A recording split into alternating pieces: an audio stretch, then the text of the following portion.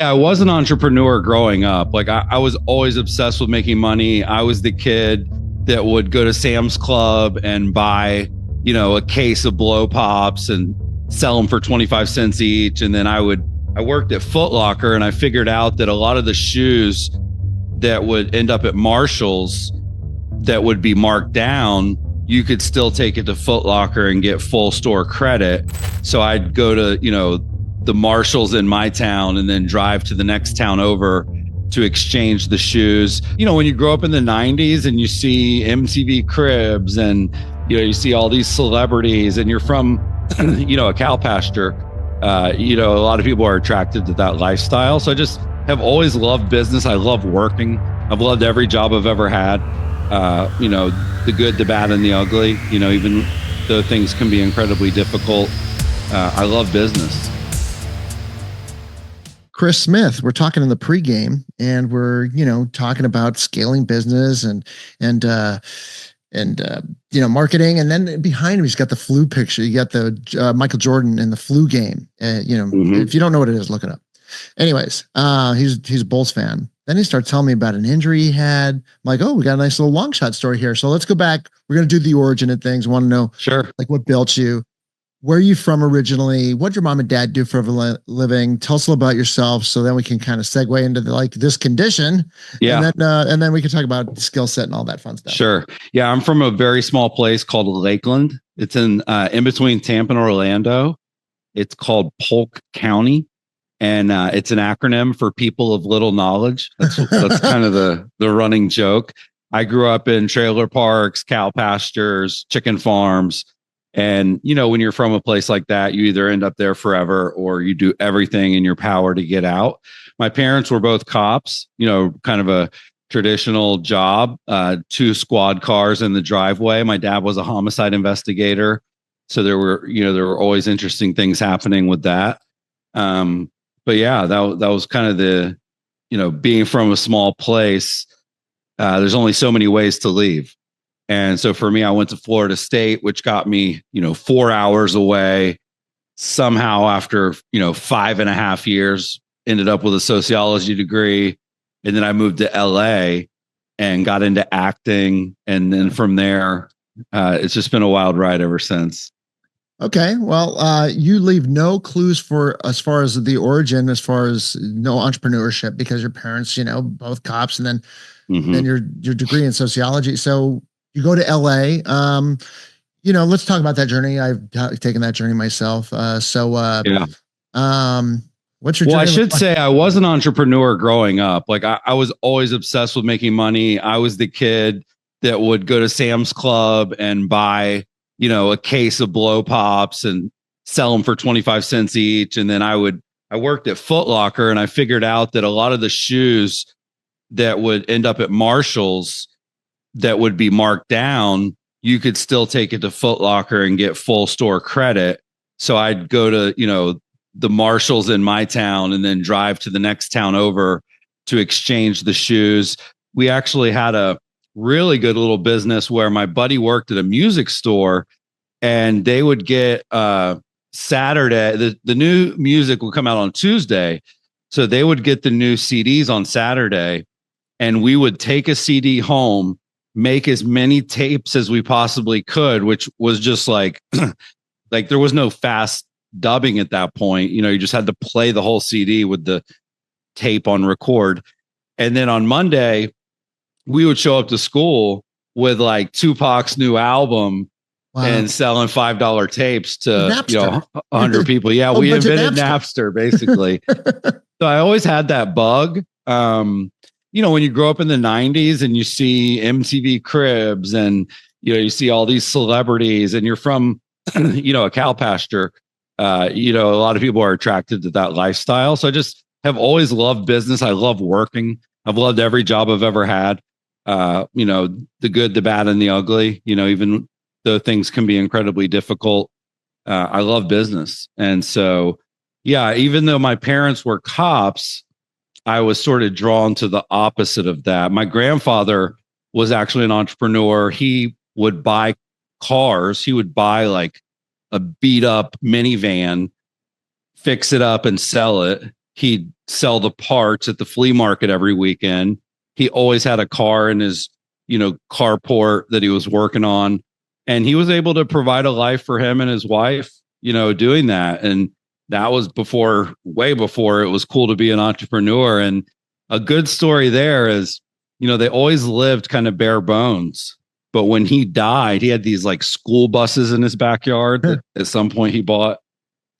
And he left a note for my grandmother to go out to the school bus and go to like seat number 13 and cut it open. And he had a shitload of cash in there that he had saved for her that he wanted her to have after he was gone. So that to me is very inspiring. And he actually, right before he died, he said, Chris, I'm leaving a world where I know you can make more with your mind than your hands. And so just keep that in mind. And that one really resonated with me. Yeah, as he's telling me that, he's got oil and grease all over his hands. So that was his only advice that he ever gave me, was that one piece of advice right before he passed. And it really stuck with me. And I definitely have not really done a whole lot of blue collar work, since then. Always tried to take that advice. Grandpa, he's the impetus. That's right. Leroy. So Leroy's the man. So, all right. So let's go to LA. What does that look like for you out there? Well, I had a good end. So my best friend from high school got recruited by all the Florida colleges to play wide receiver. And he actually he's just always been a really different, unique dude. So he chose UCLA, and he could have gone to Florida State, Florida. This is when those schools were, kind of like how Alabama and Georgia are now. In the 90s, Florida State was like top 3 for like 15 straight years or something crazy. So he went to UCLA, and he was the best football player in LA because there's no pro team. So he was living it up. I mean, he was at the Playboy Mansion. He was going to all these movie premieres, hanging out with all these movie stars. And we'd hear about it from him and stuff. Really, this is before phones even. And so when I graduated college, I was like, I'm going to go out there, see if I can leverage some of his connections. And he put me on with a sports agent that then put me on with some other folks. So I had some good foot in the door. I did a lot of extra work, as most people do that go out there. I was on Scrubs. Mm-hmm. I was on Buffy. I was actually in a film called Romy and Michelle, the prequel. It was like a prequel with Katherine Heigl. I can't even name all the shows that I did. Drew Carey show, and it was cool. And the thing I realized was man, I'm actually have the passion, and I was willing to do anything. I was mailing the headshots out and going to the auditions for the talent agents, but I just wasn't very good. I had never really put the work or time into the craft of acting. And I had a great acting coach once I got out there, and I was getting better by the Who's your acting coach? His name was Sal Palantonio. Sal Palandro. It's hard to say his last name, but he actually is like a working actor. He's been in hundreds of stuff. No one knows who he is, but Doris Burke from Everybody Loves Raymond, the mom, she was one of his students. Carrie Moss from freaking Matrix was one of his students. Dolph Lundgren, Rocky V, the Russian, was one of his students. So he was really, really good. It was like at an empty Taekwondo studio that we would go to. But I kind of looked at the landscape and I was like, man, I got a long way to go to be as good as these people. I'm just not good at it. And so I ended up having a business opportunity with my buddy Freddie. His name was Freddie Mitchell. He went on to play for the Eagles. He actually has one of the most famous plays in NFL history called 4th and 26, where it was the Eagles and the Packers in Lambeau. This is when it was Donovan McNabb as the quarterback. Mm-hmm. And it was 4th and 26 in the NFC championship game, or the game before that. And he caught the pass, to get the first down. And then the kicker made the field goal and they went on to win the game. But he really always thought I was a savvy, hustler. And so we tried to open a kind of a unique business from LA that we had never seen anywhere but LA, which was Korean karaoke. Mm-hmm. So in K-Town in LA, karaoke is way different. It's private. So it's like getting like a little small VIP room for just you and your buddies. Mm-hmm. And you do karaoke and they bring you drinks and stuff like that. But it's not what you think of where you go on stage in front of a whole bar or whatever. So we loved it. I mean, it was so much fun. And everybody would go there, at 3 a.m. and you'd hand the guy your liquor and then they'd serve it back to you. That was kind of the workaround for them to stay open and serve after hours. You just rent the room by the hour. So we thought like, man, fraternities, sororities, college kids, like they would eat this up. Yeah. So we, instead of trying to open one at UCLA, which we probably should have done, but it's just so expensive for in Westwood. In Westwood, man, right. The leases out there, unbelievably expensive to try to buy a piece of real estate. So like, you know what, let's go prove that it works in Tallahassee. Cause I had, been there for 5.5 years. And then we'll go to different college campuses and kind of roll it out. And we almost pulled it off. I was 22, 23 years old. I bought a $500,000 warehouse that was an old Discount Auto Parts. I bought a $150,000 liquor license, worked directly with architects to get the drawings done. And then the thing that stopped us was people didn't want to lend any money for the build out. So like, people will loan you money for assets like a building or a liquor license. Right. But I think we needed like $850K to do to the building what we wanted to do to build all these like individual karaoke rooms and stuff.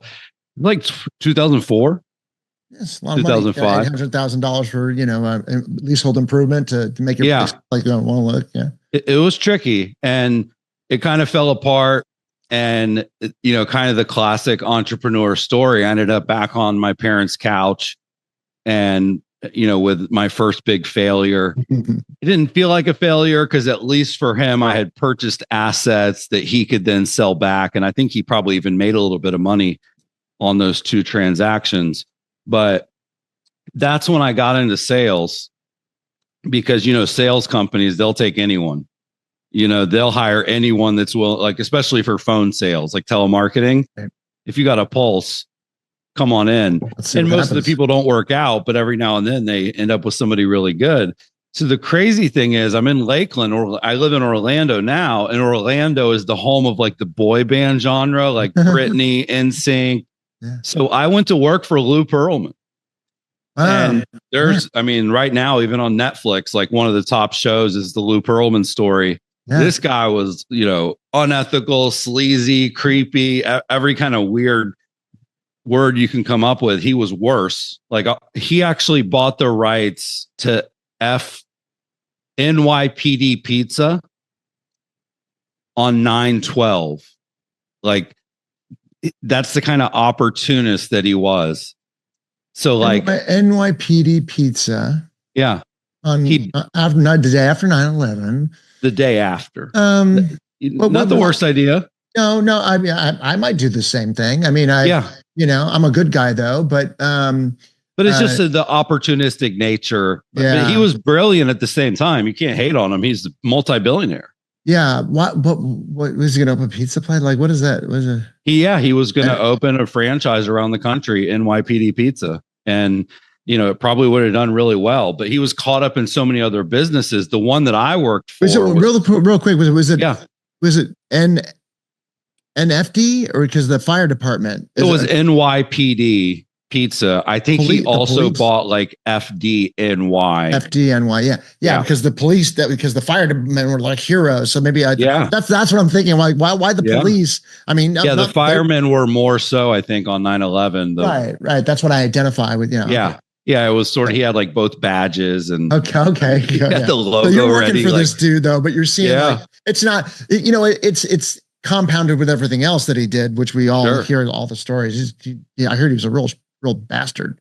Yeah, but no one knew this back then. These were still like dirty little secrets. So you just know you're working for a billionaire that discovered the Backstreet Boys. Like, maybe this guy's onto something. And he had a sales coach that was still to this day the best sales coach I've ever worked for. This guy was brilliant. I found out later that in the 80s, he went to jail for telemarketing fraud, which, when you would call people to sell them a credit card, and it would be like, hey, if you get a credit card, we'll give you 2 free tickets anywhere in the US. So I got hired for a company he called Fashion Rock, and it was an events-based company where 4 times a year, there was an event at the Marriott in Orlando where you could come sing for Lou Pearlman to try to get discovered. Yeah. Sing, dance, act, model. He brought in talent scouts, and it was $1,200. You could make 6 payments of 200, so 200 to start. If you never make the full payments, you never get to come to the event. Right. And the gimmick was like, we didn't care if people had any talent whatsoever. It was much more so like, my job is just to figure out if you're serious about the opportunity. The talent agents are going to be the ones that are going to tell you if you're good at singing or not. I'm not a talent agent. Right. So we had this like really cool sales script where it was such a reverse psychology. They were convincing us that they should be allowed to go. And then it was like really sophisticated. Or like, okay, let me talk to my boss. They have to do the final sign off, but I'm going to put a good word in for you. They might hop on the phone. If they hop on with you, they're the decision maker. So, get them as sold as you got me. Hold on. I'd go get Devin. I'd say, hey, Devin, it's a model. She's in North Carolina. She's done a couple things locally there. And Devin would get on and she'd talk to her for a minute or two. And then she'd say, okay, well, let me get with Chris and we'll come back with our decision. And then I would come back on and say, hey, good news. You're coming to Fashion Rock. And they would fucking flip out. I mean, they were screaming, crying, so excited. And right then we'd say credit or debit. Wow. Like the ultimate. This was a big thing in the 90s in LA with talent agencies or pseudo talent agencies in the early 90s. And I won't name the guy that was like the leader of this, but you'd have the same exact methodology. So you want to be an actor, we're going to have casting directors and same, it's the same thing, especially with child actors too. Because parents are like, my child's a star, and work on. They would go to the mall. The lead funnel was the mall, and they would sign. When they'd say, "Hey, your kid's cute. Do you think they might want to get into modeling?" And like that was a big lead source for us. Like that was the people that we were calling. Wow. But it was a machine, man. Yeah. It was a machine, and because I had the Hollywood bug and I had always had that kind of like goal to become famous myself, I was just very, very good at it right away. Like I made like $4,000 in one day. I was just like, holy cow. Good sales. I had no idea that you could make that much money just doing sales. I was, selling multiple people every single day. Like I was their top salesperson almost right away. But I also saw him fire half the room, one day for production. Like, hey, if I call your name, you have a job. If you don't hear your name, you have 5 minutes to leave the building. What's up with that HR tactic? Why?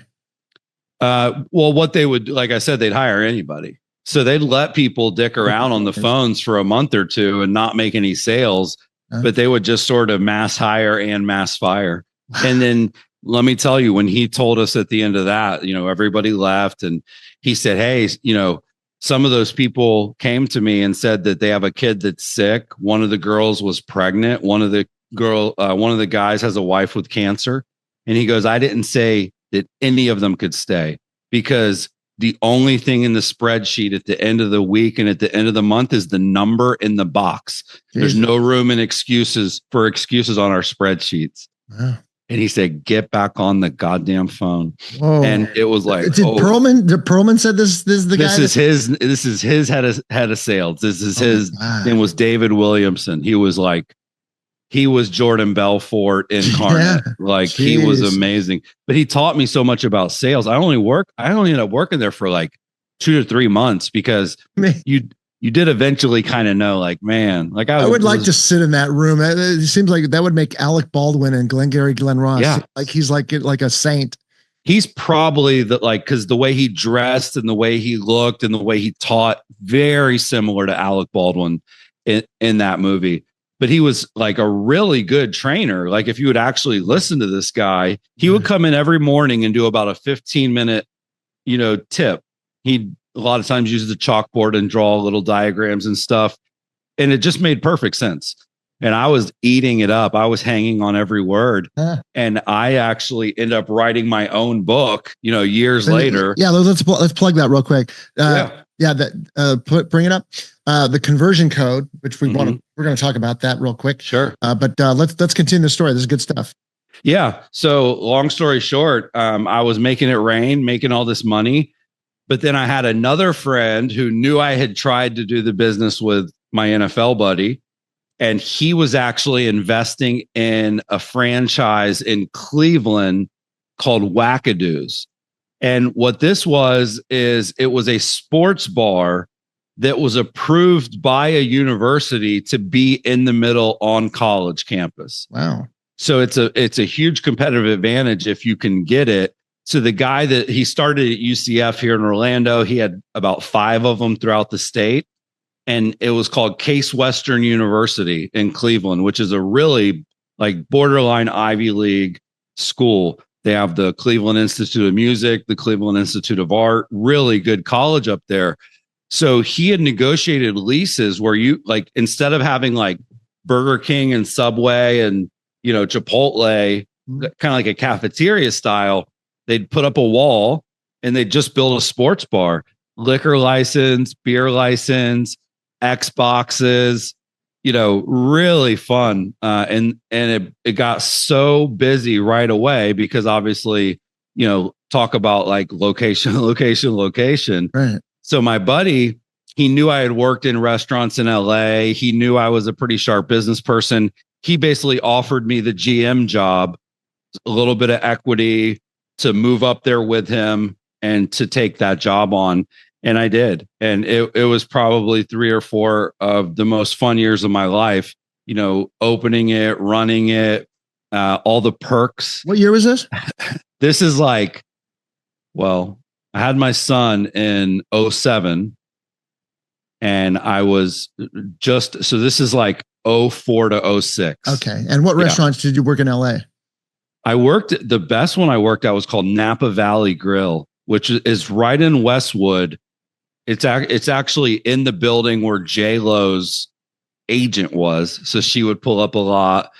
We had Sidney Poitier, like there would be celebrities regularly. They would do the after party for the movie premieres in our restaurant. I know that building and I know the area. There's like Palomino. There's one called Palomino right across like the block from it. Yeah. It's on I can't remember, Glendale or something. Yeah. But great restaurant. I was the maitre d'. Okay. And I loved it. Like at these upscale, expensive places, the servers are like career servers. And so you have to really like seat them the right amount of people. And, they'd come grease you and say, hey, make sure you send me all the drinkers tonight. Like, but it was they sold a ton of wine, Napa Valley Grill. Yeah. But that was my main experience out there. Cool. So then flash forward, you're doing this thing and where's this Cleveland, Ohio. Wackadoo. Okay. Yeah. Interesting. So then you're doing that. Mm-hmm. Did that for a few years. And then I met my future wife, after several years of basically hanging out with college kids and having a blast. I was barely older than them. So it was a lot of fun. Got into so much trouble. My business partner said I'm an HR nightmare, because it was like, hey, you see all these gorgeous, 19-year-old waitresses, like, stay away. It's like, come on, man. That's a big ask. It's really tough. Had a blast, blew the place up. I was doing such a great job that he actually moved back home. So he was like confident that I could run the place.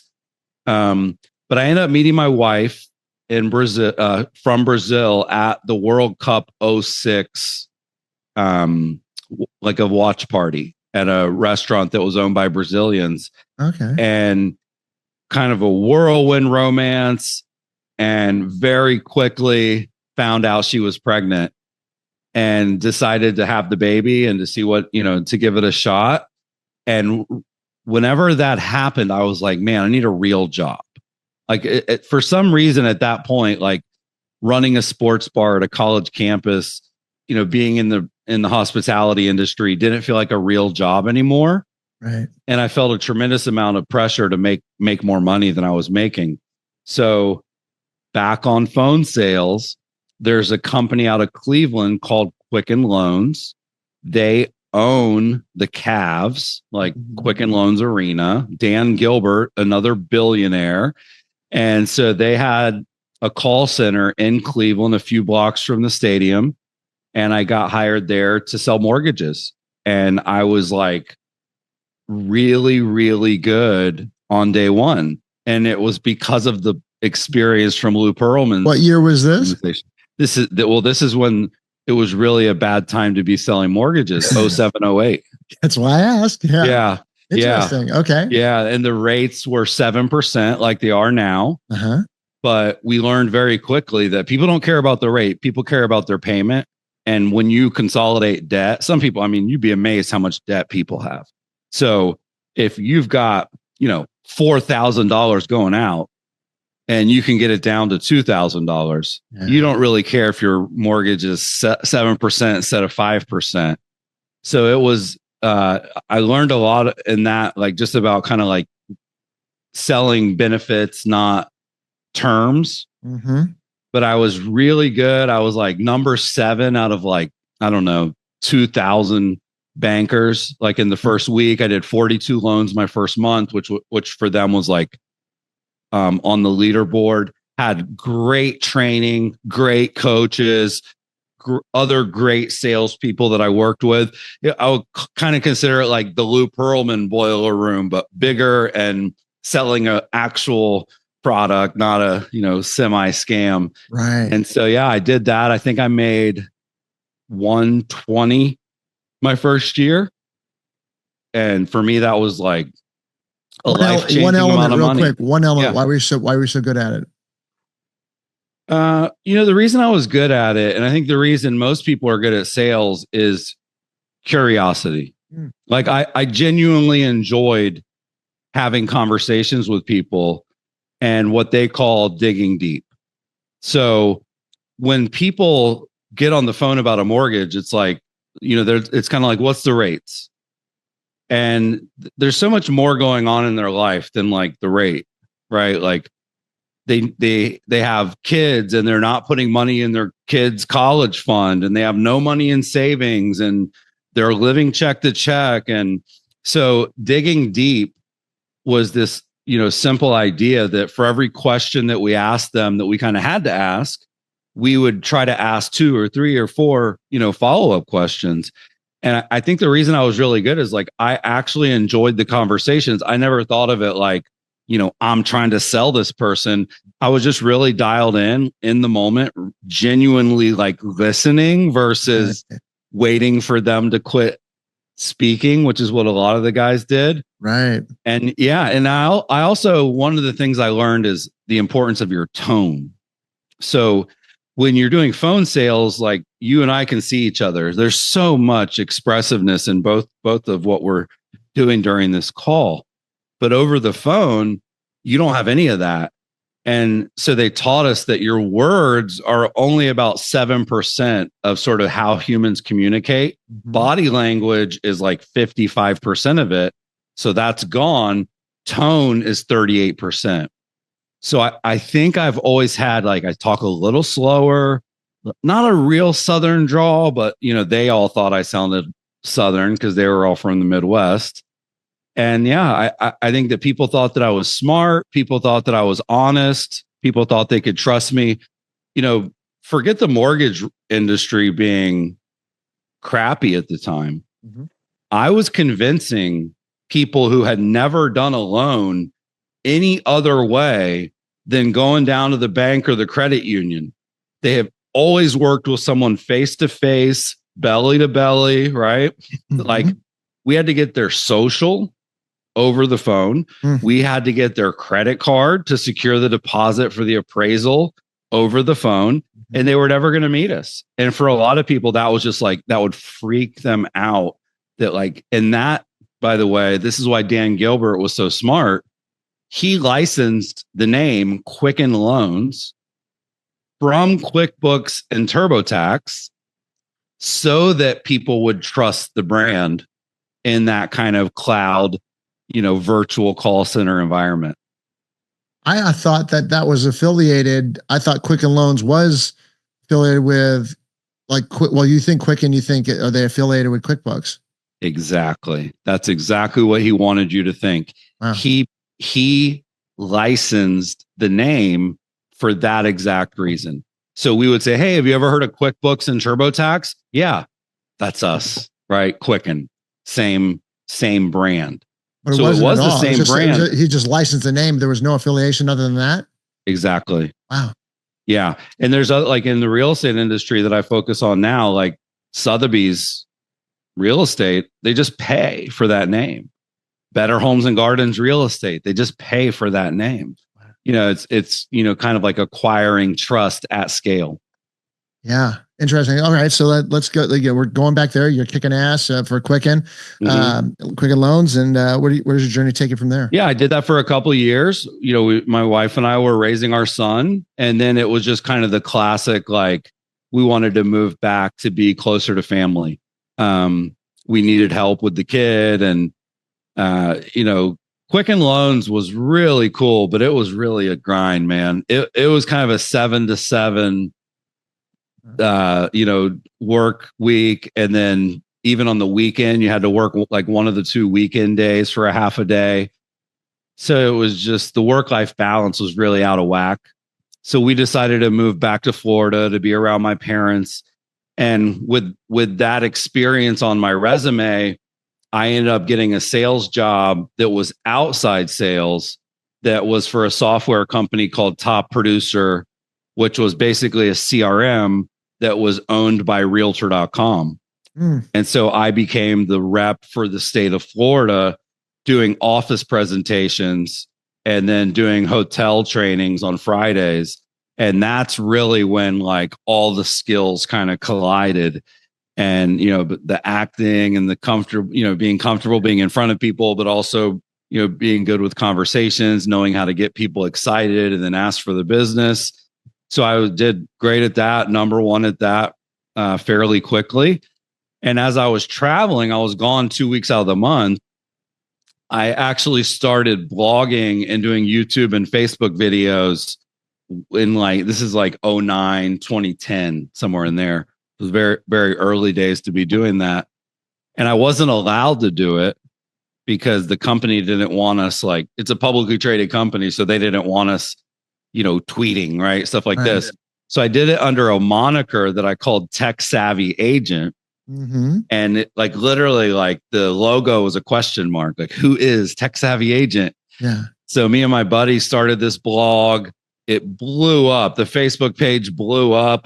There was just, it was a point in the real estate industry where, 70% of realtors were just old school anti-tech. But there was this 30% of either top agents that always wanted to be ahead of the curve, or newer agents that just love Facebook. They just thought social media was cool. Your guys' face wasn't on there or anything. You guys, it was just just content. Okay. We were behind the camera for a good couple of years. And then eventually we kind of came out of the closet because the guy that was my partner on it was the national trainer. He was the number one salesperson for a decade before I got there. And then I was the number one salesperson. So finally we're just let's just not ask permission. Let's just ask forgiveness. So we were actually at a huge Keller Williams conference, and Zillow was there, Trulio was there, Chase, all these huge brands. And we're screw it. And so we just started interviewing people at their booth, interviewed Zillow, interviewed Trulia, and nobody was doing content like this back then. So it really took off. And, we took a little bit of heat, but our direct report, his name was Max Pigman. He understood that this stuff's the future. There's no reason, fighting it. These guys are killing it for us. Let's just let them have a little bit of fun. Right. Very cool. Yep. So where does that journey take you there? What does that look like? What's next? Well, the brand got so popular that I had people throwing money at me to basically help them with the stuff I was teaching them. So they would come to a Tech Savvy Agent seminar about Facebook and Google and Twitter and YouTube. And at the end of it, that like the big successful real estate agents and teams would just be like, hey, like, I think everything that you just said is absolutely on point. Can I hire you to do it for me? And they kept asking for like years. And eventually I got acquired by a company called Inman News, which is basically like the most popular, like the CNN of real estate. Like they have conferences. The guy Brad Edmond that started it, like he's been a journalist since the mid 90s. And they had 26 events throughout the country that they did, 2 huge ones and then 24 local ones.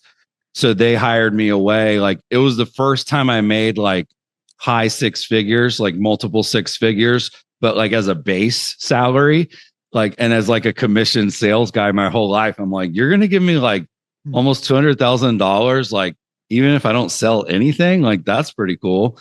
So I went to work for them, loved it, killed it, had fun, became more of like an MC, keynote speaker.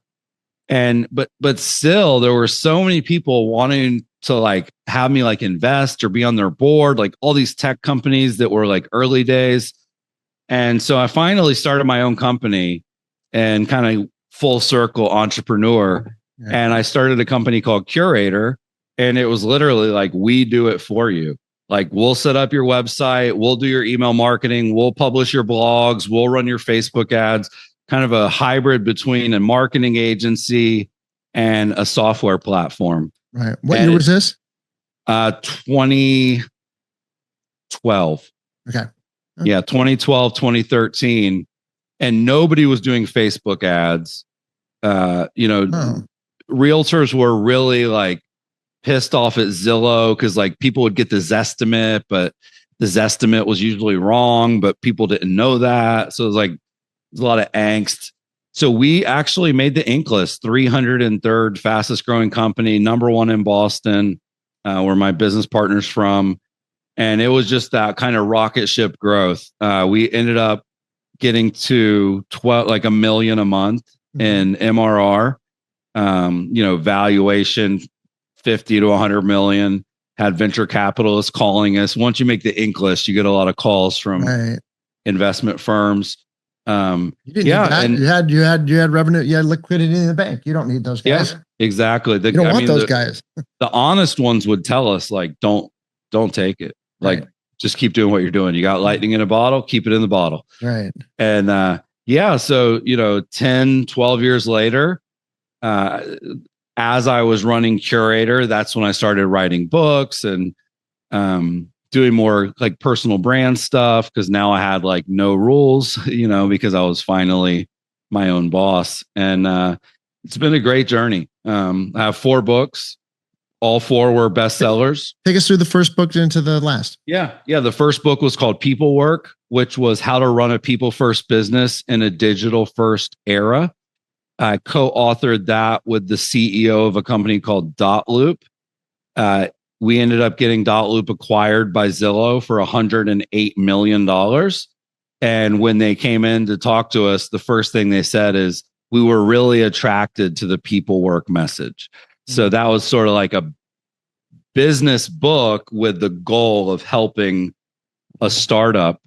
And it's basically 10 business principles that any company can use to grow faster. And really, all the stuff people started doing with COVID is all the stuff that, in 2013, when the book came out, that's all the stuff that we were trying to tell people to do back then. We were case studying like Zappos and Mophie and like all these really cool brands that were, being human using technology. Right. That was sort of the concept. And it really took off. We actually did a Kickstarter campaign and raised almost 80K.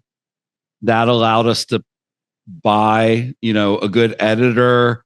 That allowed us to do the print run. We got sent all over the country doing speeches about it. And then they got acquired. And then when I started Curator, that was sort of the first era of like massive lead generation for real estate. Mm-hmm. So they were so used to belly networking, kind of like people business, which it is, relationships, it is, but the internet had so much upside if you could get it right through Facebook ads, Google ads, YouTube videos, all this other stuff. Right. So the challenge for our industry, probably lots of industries, was like when you go from working by referral and you go from working with like your sphere of influence to calling internet leads that don't know who you are, it's way different. And it's like most people want to quit like right away.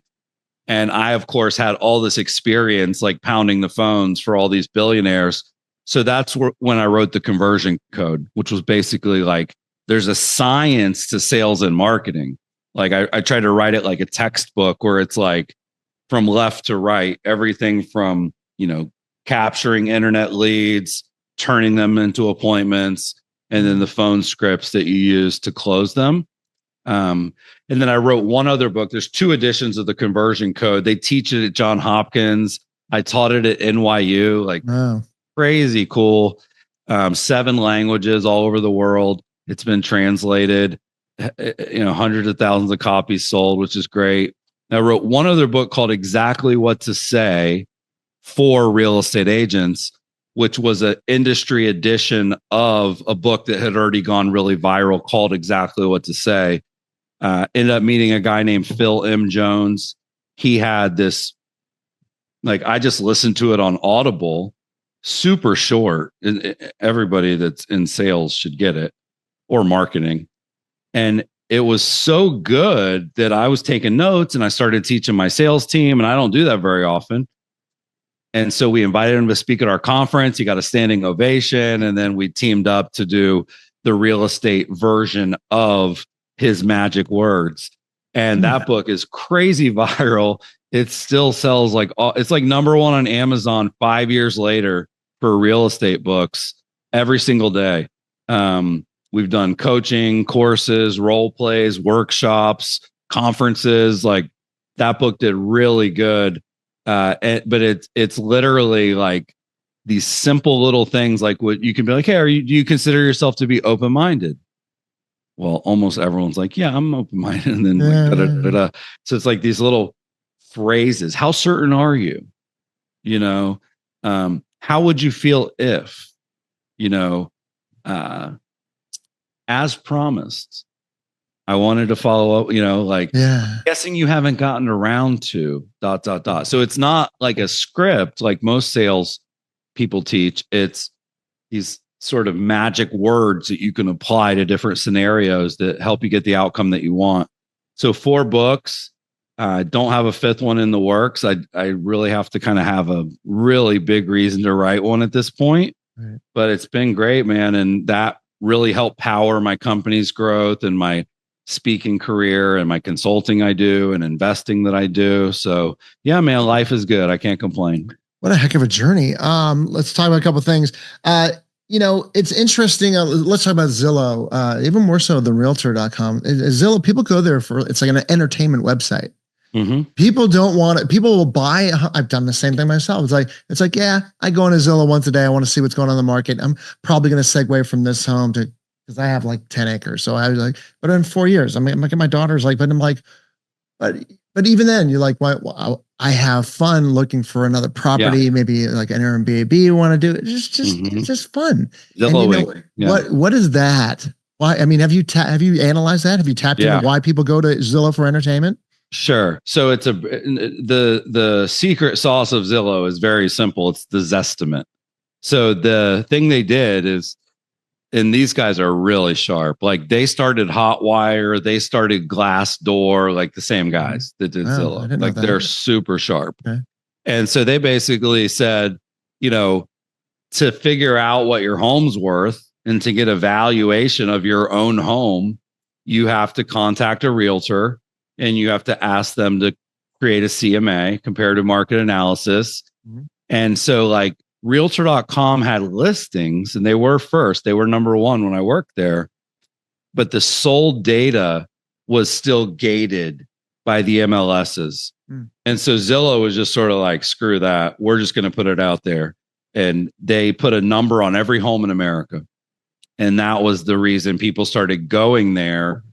even if they weren't buying. So to your point, for kind of entertainment purposes, so you could see your home's value, you could see the home value of the. That's antiquated now, because what people do now is they go to the taxes, and then they go to what the house last sold for. Sales that gives history. That gives you the real cost, because everybody's like, well, it's with Zeit, whatever it is. It's like that's not accurate. Mm-hmm. The Zestimate was very inaccurate originally, and they had disclaimers that were like buried. So we would show the realtors, like, go to the footer and click on the like disclaimer, and then they'd have these charts that would show like exactly how inaccurate it was by area, but people didn't care. And then so that started creating all these difficult conversations for realtors, like, well, Zillow says it's worth this. It's like, listen, that's not right. Now they're actually very, very accurate. They have so much data for so many years now that a lot of times they come pretty close, but they still miss on a lot of stuff. But they became a brand that people trusted. And they, the other thing they did, and this was different, was Realtor.com, when an agent would sign up, they would basically be signed up to be featured for their listings. It was called, featured agent, featured listings. And that was the only way they could get more than 4 pictures. And then that would send all the leads from that listing to them, straight to the listing agent. Well, Zillow was like, you can put as many pictures as you want. You can put videos. And then instead of selling leads just to the listing agent, it was more of a round robin. Here's a bunch of agents to choose from. They were also the first ones to do reviews of realtors. Realtor.com has a partnership with NAR. And as a part of that partnership, Realtor.com couldn't innovate the way a normal company would innovate. It would always have to get permission for anything that they did. And so for like AVM, which is the automated valuation model, they didn't get that until way too late. They weren't allowed to have reviews because they didn't want people reading anything negative about realtors for way too late. Zillow passed them. Trulia passed them. And then Zillow bought Trulia. It was like game over. This is fun. I don't want to Uber out on too much on the real estate websites, but let's get into a little top 5, because this would be great to like hear from you. What are the top 5 ways you would scale your business brand? I want to hear your secret sauce on that. Yeah, I would say number 1 would be really figuring out the economies of scale for like the pricing and out of the gates. So like Curator, we had like flat rate pricing forever. You could be in Birmingham or you could be in Beverly Hills, and we charge you the same amount. So if you look at like what really smart companies do, like HubSpot or MailChimp, right? You pay for usage. It's usage-based pricing. So you could have a customer with 500 emails and they might not pay anything. But if somebody has 50,000 emails, they pay way more. Really nailing that component is a huge lever for growth.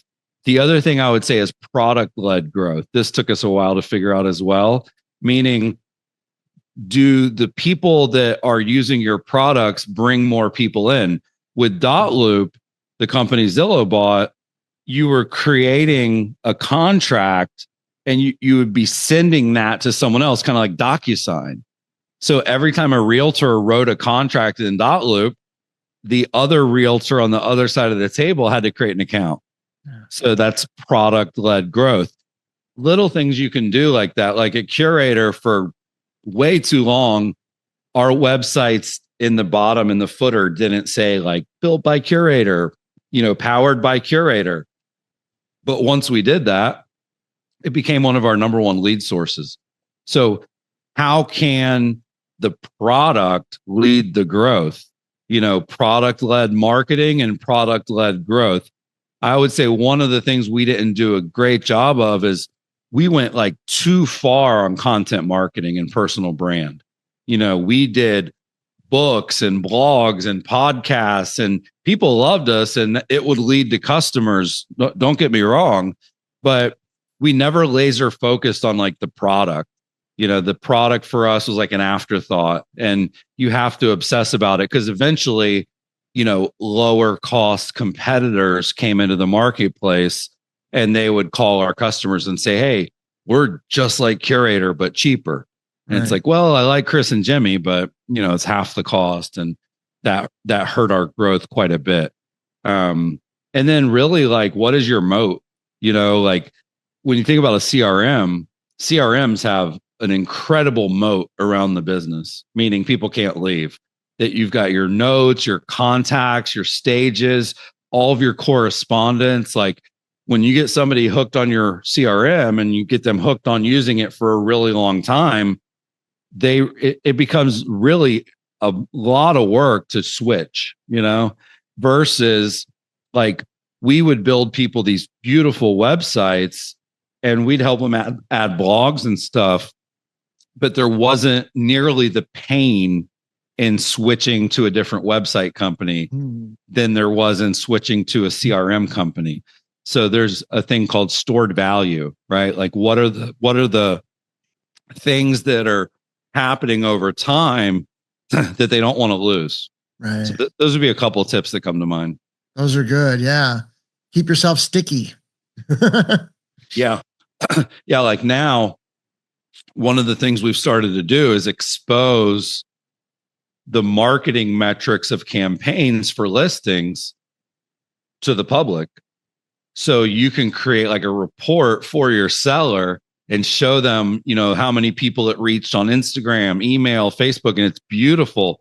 So once you show a report like that to a seller and it like drops their jaw because they've never seen anything like that before, you don't really want to get rid of that tool. Right. And then when you can take all the data from all those reports and put it on their website, and it says, in the last 6 months, 800,000 people viewed our listings, and that number is like going up and up and up, that would become a thing that you don't want to take away from your website. Like you don't want to lose that ticker. Right. So we think about all those things I just mentioned are things that took us way too long to think about. And then the last one would be accounting. Like I think you have to obsess about profitability from day one. I would have millions more dollars if I had thought about that deeply in year 1, year 2, year 3, year 4. Like when you're having like hockey stick growth, right, it covers up all your flaws and you just sort of buy your way out of holes. Right. And then when when you start to settle into like more of a flat growth, right, all of a sudden it's like if the wind blows the wrong way, it's like we're doing $1 million a month. How are we not keeping any of it? Right. That's hard for me to believe. That's a growing pain. It is a growing pain. So we hired a CFO way too late. Right. That would be my other thing. Have a great accountant on day one. Sure. All right. This is great stuff. Future, what's your long-term play? What do you got planned for your personal life, your business life? What's happening with you? Yeah. I mean, at this point, I want to go on the journey again as an entrepreneur. So I want to do another startup, start another business or two. But this time I'll have all of the learnings I just told you, in my bag on day one. So I think when you have a company that makes the Inc list and does $1 million a month in sales, like in my opinion, you only want to do something bigger than that, or else it's not going to be like that exciting. So, I've got all these little ideas in my head. AI is such a big space that I think there's huge opportunities there. Kind of what I was doing in 2012 with Facebook ads. The 2024, 2025 version of that would be figuring out how to help people with AI, AI adoption, implementation, education. That's a huge space that I look at. Like, I think that most coaches, like coaching is a huge vertical, business coaching, real estate coaches. Like in real estate industry, there's probably a dozen or more, very successful coaching companies. And when you look at the model of like, $500 to $2,000 a month to do a couple calls a month to help you with like accountability, strategy, therapy, the things that coaches offer, I have a feeling that like AI coaching is going to be amazing and a fraction of the cost and available 24/7. So that's some of the stuff I'm working on right now. Like it's actually on my notepad, AIRE, which is like artificial intelligence real estate. Wow. And if you have like a bucket, like you have so much content with this podcast, well, between the podcasts and the videos and the blogs I've written, and then of course the books that I've written, you know, that's what I get to give the AI to train it with. Right. And then like I have these other guys I'm partnering with there. It's like, well, their stuff complements my stuff. And if you put all that together and then you can kind of like put it out as a human, forget these prompts that are text-based. That's early days, right? You're going to be able to have a full-blown conversation just like this with me anytime you want with any question that you want. And it's not even going to just be like getting like going there. Like you right now, you have to go to ChatGPT and ask it a question. Right. Like I'm going to be coaching people on marketing and sales, but I'm going to be tapping on their shoulder. Like, hey, Susie, what are you working on this week? How's it going? Where do you need advice? Like you're going to be able to have like a mini me if you're a coach, trainer, strategist. And I think what'll happen is kind of like with Web 2, with social, a lot of people were hesitant to put their knowledge on the internet. Right. They didn't want to give it away for free. And I think that's going to happen to the coaching and consulting industries, which is like, hey, I'm going to put out everything in my brain 24/7, and it's going to be like $50 a month. Like it's going to be more like a software investment versus a strategist investment. So that's kind of what has me excited about the future. That's very exciting. You're onto something very big there. There was somebody from Israel that was on my show. And he specializes in AI psychology, you know, for lack of a better term, and breaking that down. That's an infinite amount of world right there, and where that's leading to. Awesome stuff. Very, very lot of value here today. Tell everybody how they could find out more about you and your book, your last book. The conversioncode.com. You know, that has links to all my social. I'm most active on Twitter and Instagram. Chris_SMTH. My name is super common, Chris Smith. So there's no I in Smith. And I would say that most of the advice that I share is applicable to any business. The books are not, the What to Say book is real estate centric, but the conversion code is like, here's what I did for Lou Pearlman to sell vacations. And here's what I did at Quicken Loans to sell mortgages. And you know, here's what we did at Curator to sell marketing agency customers. So that one's really applicable to all. Theconversioncode.com. Chris Smith, thank you so much for sharing. Absolutely great stuff. Thank you. Thank you.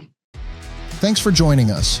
Gear up for your next adventure and head over to bolotour.com to check out the amazing Bolo Pack and their other innovative outdoor gear.